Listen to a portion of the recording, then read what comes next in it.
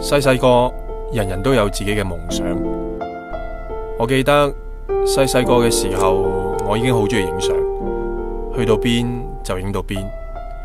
或者嗰陣時嘅我，其實係想做一個攝影師。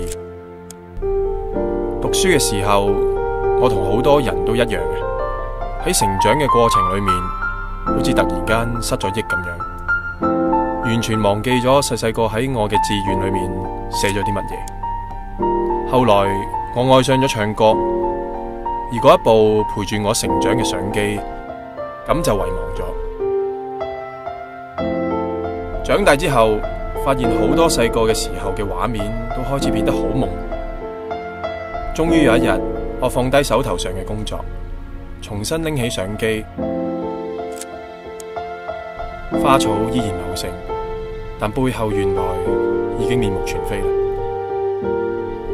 喺呢度嘅每一下快門，勾起嘅都係曾經遺失過嘅記憶。每個人嘅內心都有自己一個獨特嘅藝術世界，每個人都係一個音樂家，每個人都係一個攝影師。